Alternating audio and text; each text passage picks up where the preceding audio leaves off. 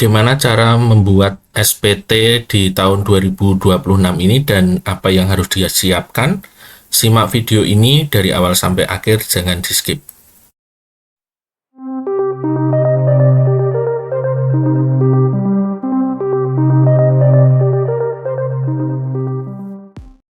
Oke teman-teman semuanya, kembali lagi ketemu di Iyo Irwan Channel, berbagi tidak akan membuat rugi. Pada video kali ini, Iyo Irwan akan mengajak teman-teman semuanya untuk membuat SPT di Cortex ya. Nah, langsung saja kita masuk di browser, saya lewat Google saja, kita tulis Cortex DJP.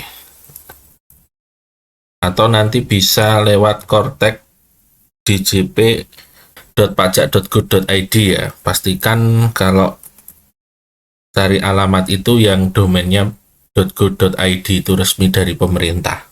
Nah, kita pilih di sini Cortex djp.pajak.go.id. Kita pilih.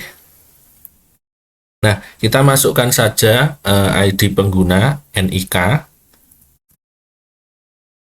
lalu pasportnya, lalu captcha-nya ya kita masukkan. Kemudian klik login.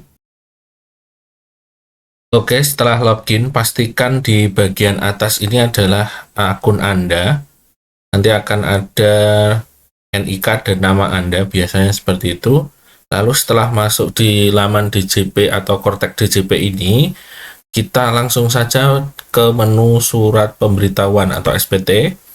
Kemudian kita pilih menu surat pemberitahuan atau SPT. Maka akan diarahkan ke bagian seperti ini. Nah, untuk melaporkan SPT, kita perlu buat konsep SPT terlebih dahulu ya. Nah, ini adalah langkah kita buat konsep. Nah, kemudian di bagian ini kita pilih sesuai peruntukannya. Nah, di bagian ini saya akan contohkan untuk PPH orang pribadi, seperti karyawan swasta atau PNS. Bisa pilih ini. Kemudian setelah itu klik lanjut. Lalu di sini akan ada pertanyaan jenis periode SPT. Ini pilih SPT tahunan.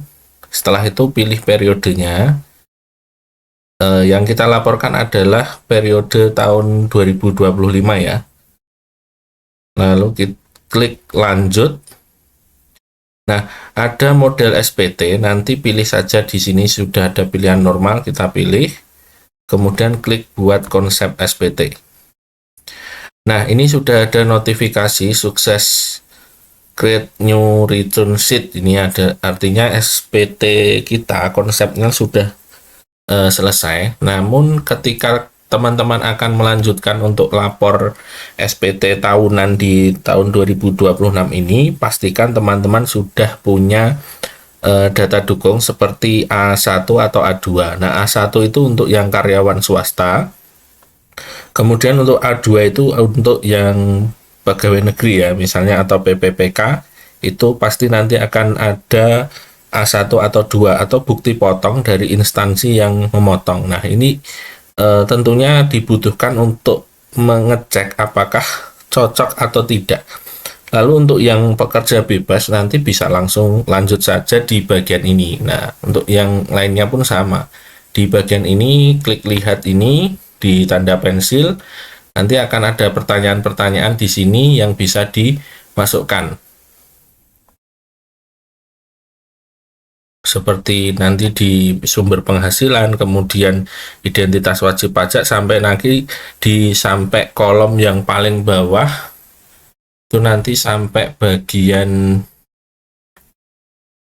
K, sampai ke pertanyaan. Nah, untuk saat ini saya tidak akan mencontohkan sampai ke pelaporan karena untuk saat ini saya juga belum memegang A2 atau bukti potong dari instansi, sehingga nanti teman-teman bisa mengedit kembali di bagian SPT ini ya, di SPT.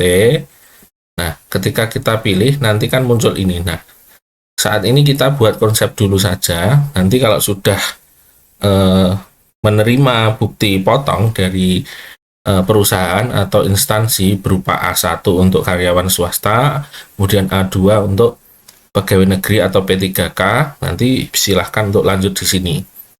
Meskipun sebenarnya teman-teman kalau mau mengerjakan tanpa A2 juga bisa, tapi alangkah baiknya nanti bisa sama antara bukti potong dengan pengerjaan. Jadi nanti ditunggu saja bukti potong A2 tersebut.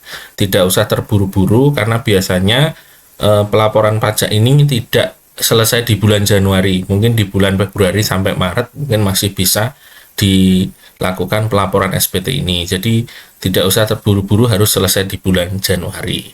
Nah, mungkin itu saja informasi tentang cara membuat konsep SPT dan apa yang harus disiapkan. Tentunya yang disiapkan adalah A2-nya. Nah, A2-nya kalau belum dapat tidak usah terburu-buru. Itu saja ya teman-teman. Semoga informasi yang sederhana ini bermanfaat. Sampai jumpa di video-video berikutnya.